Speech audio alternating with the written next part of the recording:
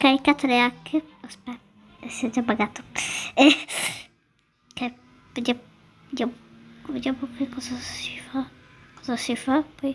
Niente, non fa niente, corri, niente. Dai, però fammi fare le hack. Questi non sono proprio hack, però un pochino. Perché non mi. Niente. Ma mi sono accorta qualcosa o altro? Niente. Vabbè, non sono hack. YouTube neanche so usarli, YouTube, che cosa? Beh. Ma io mi ho fatto. Not.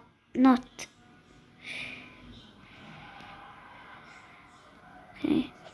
Niente, proprio niente. Oh no. Che cosa? Ma perché non va niente? Che bottone a caso, vabbè. Ma perché?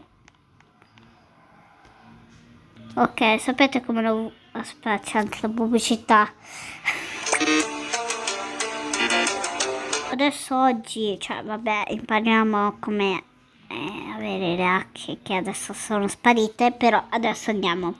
Voi dovete andare su Google, ok Google, dove sei Google? Eccoti, Google, non so, ho preso giusto, e ritorniamo a casetta, dovete scrivere API, adesso no, non volevo copiare. Mod, andate a cercare, poi cliccate il primo link che trovate e andate qui. Beh, io ce l'ho già, e questo qui è Pmod, e poi vi compare cioè dovete prima, perché io stavo facendo prima le hack, adesso lo trovate, andate su Roblox e l'avete, poi aspettate un pochino che il mio telefono è un po' buggato. Ok, siamo su Happy Mod e è il primo che trovate, che non questo, ma questo, che il primo che trovate dovete cliccare installa, perché scusate, la batteria. No, voi non dice questo, io devo aggiornare Roblox, però non mi dice, vabbè, installiamo, dice, io lo sto installando. E ci metto un pochino. È un po' buggato il mio telefono, che faccio? Io so che poi internet non è molto alto. Ok, apri questa app, ecco.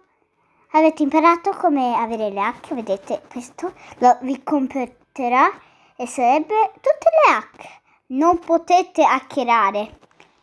Soltanto forse jumping e poi corsa veloce, quelle cose da hack. Ciao!